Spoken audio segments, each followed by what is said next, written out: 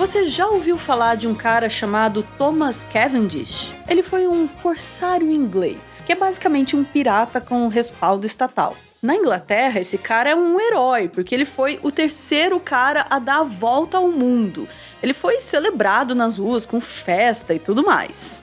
Só que pro Brasil, esse cara é mó vilão. Ele tocou o terror no nosso litoral. A tripulação dele matou, saqueou, estuprou, fez de tudo. Pra vocês verem, em 1951, ele atacou a Igreja de Santos em plena noite de Natal. Foi um horror. E aí, depois disso, ele ainda passou mais uns dias ali na região, saqueando tudo que dava. Aí, meses depois, em 1952, ele estava voltando para a Inglaterra carregadaço, forrado com tudo que ele tinha pilhado por aqui.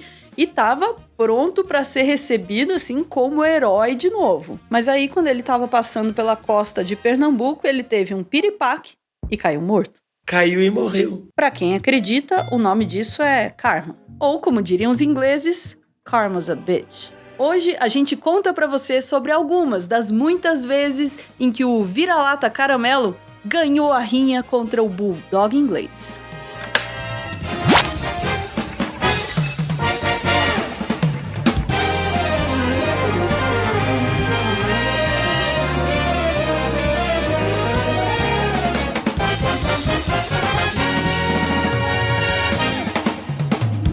Nossa conversa começa com um mapa. A Grã-Bretanha invadiu o território de mais de 170 países, o que equivale mais ou menos a 90% do mundo. O Império começou nos anos 1500 com postos comerciais nas Américas e na África.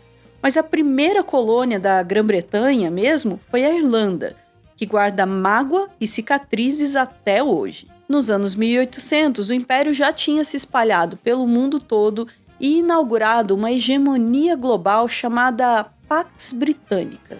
E veja você, o Brasil, pobre e ferrado, esse país para qual mesmo o brasileiro não dá muito, humilhou esse império mais de uma vez. E eu não tô falando do futebol, não. Contra os ingleses, o brasileiro pode levar vantagem na tecnologia, na gestão, na diplomacia, no comércio e principalmente na saúde bucal. Vamos começar por aí? Saúde bucal? Você já assistiu Austin Powers? Pois é uma sátira do James Bond, mas também é uma sátira da Inglaterra. O protagonista do filme, para quem não conhece, é interpretado por um ator chamado Mike Myers. Só que o Mike Myers, para viver o Austin Powers, ele usa uma prótese para deixar os dentes com essa aparência esquisita e pouco saudável. Você sabe por quê? É porque os ingleses são famosos, dentro e fora da Europa, pelos dentes horrendos. E eu tô pegando só o exemplo mais flagrante. Eu podia passar um dia inteiro só fazendo um relatório de todas as vezes em que um filme ou série mirou a piada bem na boca dos britânicos. Tá aí Family Guy, uma família da pesada. E tem esse episódio dos Simpsons em que o dentista mostra foto de sorrisos britânicos para convencer a criança a abrir a boca e deixar ele trabalhar. Agora, para ser justa, os dados mais recentes mostram que 86% das crianças de 12 a 15 anos no Reino Unido estão livres de cáries. Eles estão dentro da média da Europa. Mas dá uma olhada só nisso daqui. É muito mais barato. Família viaja do Reino Unido ao Brasil para consulta ao dentista. Essa reportagem do O Globo fala de um caso específico em que essa família deixou de pagar o equivalente a R$ 6.200 num tratamento feito por lá para fazer o mesmo tratamento aqui no Brasil por R$ 300. Isso em 2022. E não é um caso isolado. Tá, mas por que o inglês tem que vir arrumar os dentes aqui no Brasil? Porque é mais barato, claro. Mas não é só isso, é porque o nosso sistema de saúde dá um pau no deles. Nós temos o SUS, eles têm o NHS, National Health Service. Vem cá, se o NHS fosse tão bom quanto o SUS, eles não precisariam atravessar um oceano para vir fazer tratamento de canal. Em primeiro lugar, o SUS oferece tratamento odontológico gratuito. E o melhor que o NHS consegue fazer é subsidiar o tratamento, ou seja, dá uma ajuda de custo. Mas fica um pouco pior. Esse subsídio ele é dividido em bandas. E quanto mais complexo, mais necessário, mais urgente for o tratamento, mais caro ele fica. E não é só da sua boca que o SUS cuida melhor do que o NHS. O SUS cuida de qualquer um que esteja em solo nacional sem fazer qualquer distinção. Isso é muito mais generoso do que o NHS, que divide o acesso à saúde entre britânicos e europeus que têm acesso a serviços gratuitos e outros estrangeiros que têm que pagar a taxa. E esse princípio de segregação está até no nome. O nosso é sistema universal, o deles é só nacional. Não, zoeira, na verdade o nosso é sistema único de saúde, não universal. Mas eu quero acreditar nessa versão porque ela reflete melhor a realidade. Não gostei. Que isso? Asmei. E tem mais vantagem para o Brasil? Claro que tem. Farmácia popular.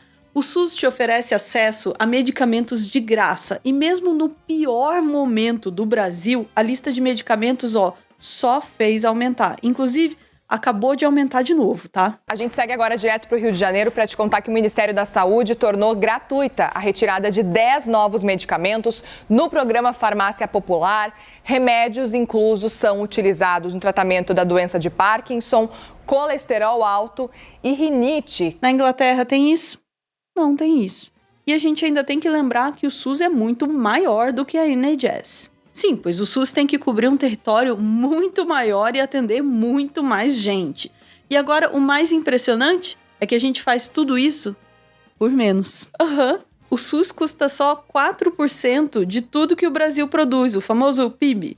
Enquanto o NHS custa para a Inglaterra 10%. E olha que o PIB da Inglaterra equivale aí a mais ou menos 16 trilhões de reais. E o do Brasil, 10 trilhões. Então, na prática, isso quer dizer que a Inglaterra gasta muito mais do que o Brasil em saúde, em termos absolutos e proporcionais.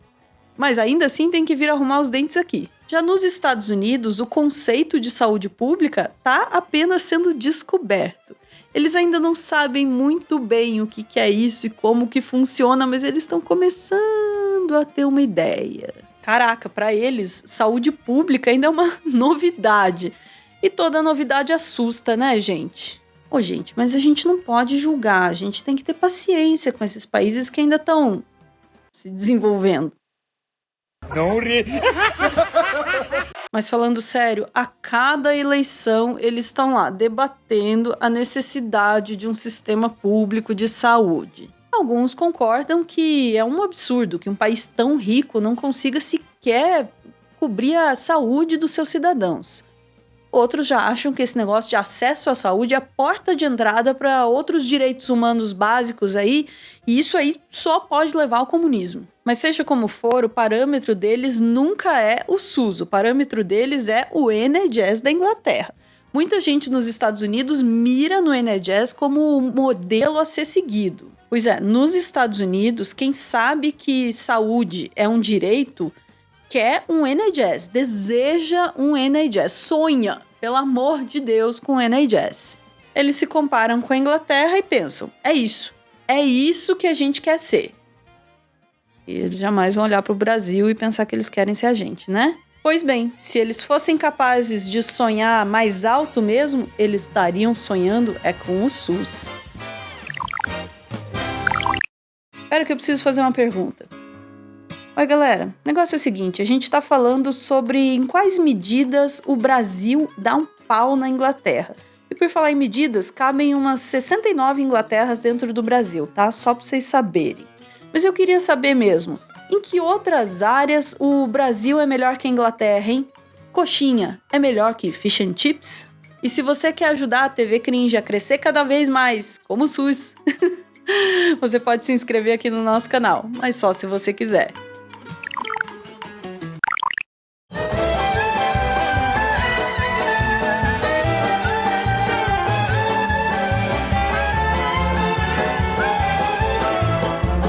No século XIX, a família imperial portuguesa estava se borrando de medo do Napoleão, que estava vassourando geral na Europa. Aí o que eles fizeram? Eles fugiram para sua colônia mais lucrativa, o Brasil. Só que para fugir eles precisaram de uma ajudinha, e os ingleses deram uma ajudinha, mas souberam cobrar o preço. Oh, se souberam! E o Brasil, coitado, ficou espremido entre a covardia da coroa portuguesa e a ganância da coroa britânica. Eles fizeram exigências humilhantes para os portugueses, incluindo até imunidade de qualquer inglês perante as leis brasileiras. Qualquer inglês que fizesse qualquer coisa das mais horríveis por aqui tinha que ser levado de volta para ser julgado pelos seus iguais. Na prática, isso liberava qualquer um deles para tocar o terror aqui. Tocar o terror e fazer negócios. É que o Brasil, nessa época, estava começando a construir as ferrovias e os ingleses ficavam com quase todos os projetos porque tinham a tecnologia necessária. Mas, em mais de uma ocasião, eles olharam para a obra e falaram: não tem jeito de fazer essa ferrovia atravessar uma serra. E aí, o jeito era recorrer aos irmãos Rebouças, 2 brasileiros negros que projetaram para o Brasil tudo aquilo que a engenharia inglesa não tinha sofisticação para fazer, de sistema de abastecimento de água até ferrovia. A linha de trem que liga Curitiba a Paranaguá, aqui no sul do Brasil, é um bom exemplo. Os britânicos olharam para aquilo e falaram: não, isso aqui é impossível, é mata fechada, terreno montanhoso, difícil, não dá. A engenharia brasileira foi lá e fez. Infelizmente, a gente esqueceu da grandiosidade dessa conquista e deu na mão de uma empresa privada que deixou tudo decair. É pra ficar puto, né? Aqui eu tô falando da relação entre Inglaterra e o Brasil no século XIX. A Inglaterra era privilegiada em tudo, não eram só os grandes contratos de infraestrutura, não. Os ingleses ganharam acesso preferencial aos portos brasileiros, sabia? Para entrar aqui, os produtos ingleses pagavam 15% de imposto, contra 24% do resto dos países. Junto com outras medidas, isso meio que obrigou o Brasil a comprar toda e qualquer bugiganga inglesa. E eles mandavam para cá, tudo que eles não conseguiam vender por lá. No meio dessa mercadoria toda, vinha muita coisa que não tinha a menor utilidade por aqui. Tipo roupa muito pesada de frio, espartilho, que ninguém nem sabia o que era aqui. Aí também tinha cartola, carteira para dinheiro, quando aqui ainda se usava só moeda. E o exemplo mais notório, patins de gelo. Patins de gelo. No Rio de Janeiro, no século XIX. Vocês estão de sacanagem! E os próprios ingleses percebiam o absurdo da coisa, tá? Eu vou resgatar o relato de um inglês chamado John Maui, que era um naturalista que passou um bom tempo no Brasil e viu a abertura dos portos acontecer. O mercado ficou inteiramente abarrotado. Tão grande e inesperado foi o fluxo de manufaturas inglesas no Rio logo em seguida a chegada do príncipe regente, que os aluguéis das casas para armazená-las elevaram-se vertiginosamente. A Bahia estava coalhada de navios e em breve a alfândega transbordou com o volume das mercadorias. Montes de ferragens e pregos, peixe salgado, montanhas de queijos, chapéus, caixas de vidro, cerâmica, cordoalha, cerveja engarrafada em barris, tintas gomas, resinas, alcatrão, achavam-se expostos não somente ao sol e à chuva, mas à depredação geral. Espartilhos, caixões mortuários, celas e mesmo patins para gelo abarrotavam o mercado, no qual não poderiam ser vendidos e para o qual nunca deveriam ter sido enviados. Pois é, esses produtos nunca deveriam ter sido empurrados para cá. Mas sabe o que acontecia quando esses produtos chegavam na mão dos brasileiros? Você conhece brasileiro, né? A gente adaptava, improvisava, inventava alguma coisa com aquilo. Sabe aquele monte de patins de gelo? A gente transformou os patins em sapatos e as lâminas da sola em maçanetas. No fim, a enxurrada de produtos ingleses gerou uma onda de criatividade e improviso. Ponto para o Brasil. E esses são traços que o mundo todo admira na nossa cultura até hoje, né? Talvez a gente devesse agradecer aos ingleses por terem ensinado isso pra gente. Ou não. Chegaram as respostas. Bora ouvir? Rapaz, o que a gente dá mais pau nessa Inglaterra aí é turismo. Os caras tentam fazer um estardalhaço com um relógio velho ridículo, uma roda gigante e uns castelos. A gente com 2 praias e um centro histórico da cidade, qualquer litoral aqui do Brasil, já amassa esses malucos aí. Um beijo. Chupa que a cana é doce, meu filho. Também aproveitamos este intervalo para agradecer aos nossos irmãos ingleses pela cortesia de inventar um esporte no qual a gente é melhor do que eles e que todo mundo mais, né? Ah, o futebol! Nessas imagens, a gente vê o Brasil eliminando a Inglaterra nas quartas de final da Copa de 2002. Foi nessa Copa que o Brasil se tornou a única seleção pentacampeã. De lá pra cá, ninguém superou o Brasil. Ninguém ganhou mais Copas do Mundo do que a gente. Também é verdade que de lá pra cá se passaram mais de 20 anos e o Brasil nunca mais ganhou nenhuma Copa do Mundo.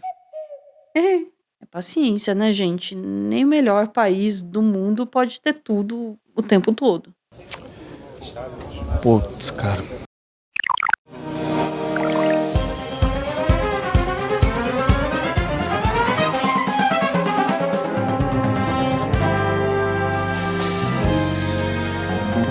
No segmento anterior, eu te contei como a Inglaterra usou seu poderio naval para garantir acesso privilegiado aos portos brasileiros. E eu te contei que milhares e milhares de navios ingleses atracaram por aqui trazendo toneladas de bugigangas. Eu só não te contei o que aconteceu quando um desses navios encalhou por causa de uma tempestade. Aconteceu em Porto Alegre. O ano era 1861, quando o navio britânico Prince of Wales saiu da Escócia com destino a Buenos Aires.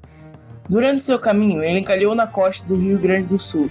Com o navio encalhado, os marinheiros abandonaram o navio e foram pedir ajuda das autoridades da então província. Enquanto eles pediam ajuda, alguns brasileiros daquela região foram até aquele navio e roubaram umas cargas, alegando que elas estavam perdidas. Com isso, o embaixador britânico William Douglas Christie exigiu do imperador do Brasil, Dom Pedro II, uma indenização e um pedido formal de desculpas. Dom Pedro disse não. Aqui, a gente está recorrendo ao canal Foi Assim. A Inglaterra não estava acostumada a ouvir não do Brasil. As coisas azedaram, mas aí veio outra treta. No ano seguinte, na capital Rio de Janeiro, 2 marinheiros britânicos entraram em uma briga com 2 marinheiros brasileiros por causa de mulheres. A polícia local os deteve e 2 dias depois o ministro de Relações Estrangeiras do Brasil enviou uma nota a William Christie solicitando que os marinheiros que se envolveram na briga fossem julgados pelas autoridades brasileiras. Christie disse não, pois segundo a lei britânica da época eles tinham de ser julgados na Inglaterra. E ele foi além.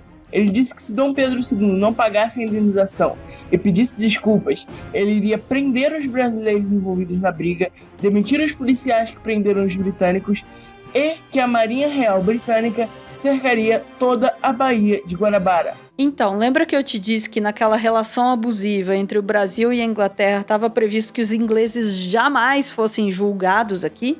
Pois é, esse era o problema. A gente estava pela primeira vez contestando essa regra absurda e eles não reagiram muito bem. O que a Inglaterra fez foi que eles basicamente invadiram as águas brasileiras e sequestraram alguns dos nossos navios. E você sabe por que eles fizeram isso? Porque eles podiam. E alguns meses depois, uma esquadra de guerra britânica apreendeu 5 navios brasileiros localizados no Rio de Janeiro, exigindo uma indenização de 2.000 libras esterlinas. Então o governo brasileiro pediu uma indenização pelos navios apreendidos, além de um pedido formal de desculpas por violação do território nacional. Agora foi a vez dos britânicos dizerem que não. Com isso, Dom Pedro II rompeu todas as relações diplomáticas que já estavam indo de mal a pior por causa do tráfico de escravos no Atlântico com o Reino Unido. E nesse ponto, a gente ficou muito, mas muito perto de entrar numa guerra que a gente jamais poderia vencer.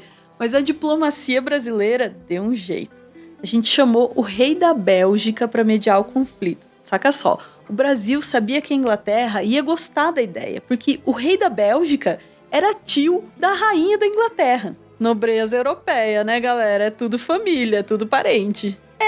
Tudo tão parente que às vezes o marido e o primo são a mesma pessoa. Mas enfim. O rei Leopoldo I da Bélgica entrou na crise diplomática entre os 2 impérios como mediador. Antes do veredito, Dom Pedro II pagou antecipadamente a indenização que os ingleses haviam pedido. Segundo o mesmo, a questão não era o dinheiro, e sim o violamento da soberania nacional. Ele fez isso porque pensou que o rei belga daria parecer favorável aos ingleses, até porque a rainha Vitória do Reino Unido era sua sobrinha. Porém, não foi bem isso que aconteceu. Em junho de 1863, chegou aos ouvidos da corte que o rei da Bélgica, Leopoldo I, havia dado parecer favorável ao Império do Brasil. Em 1865, enfim, os britânicos tiveram de abaixar os seus narizes e pedir desculpas formais ao Império do Brasil. Esse episódio entrou para a história como a Questão Christie. Essa é uma referência ao principal derrotado, o inglês que era embaixador do Reino Unido no Brasil, William Christie. Tudo que esse inglês queria era ensinar o Brasil uma lição. Foi ele que criou um caso por causa do saque ao navio naufragado. E foi ele que fez um escândalo, um escarcéu, porque os ingleses bêbados foram presos. E ele tinha um plano pessoal com tudo isso, né? Ele queria ser deputado na Inglaterra, então devia pegar bem ele ser o homem forte que impõe a força do Império Inglês a qualquer paiseco bananeiro por aí. Para o Brasil, essa história acabou bem. A Questão Christie deu as bases da diplomacia brasileira, que só foi ganhando mais e mais prestígio nas décadas seguintes, e chegou no século XX muito mais forte, muito em virtude dessa vitória. E pro Christie, o desfecho foi pior. Ele tentou virar deputado 2 vezes, mas nunca foi eleito por lá. E o que é pior, os deputados de verdade fizeram discursos criticando e ridicularizando ele. E pra Inglaterra, fica aí o aprendizado. This is Brasil!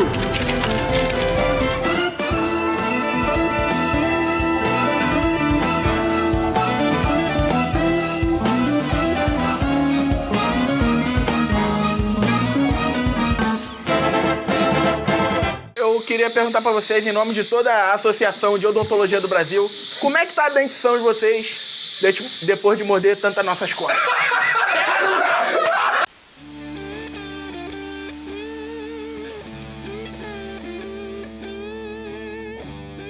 Muito obrigado por ver esse vídeo até o final. Quem cola com a TV Cringe usa esse finalzinho dos nossos vídeos para homenagear quem ama. Hoje é a vez da Andréia, que escreve ao seu velho, novo amor. É a ele que ela dedica essa mensagem. Começamos muito novos e mudamos muito desde então. Depois desses quase 20 anos caminhando juntos, quero agradecer sua parceria e companhia. Mudamos muito ao longo desse tempo e aprendemos a andar juntos, olhando para a mesma direção, sem nunca deixar de olhar um para o outro e para nós mesmos. É muito bom ter esse novo, velho companheiro, amigo, namorado e marido.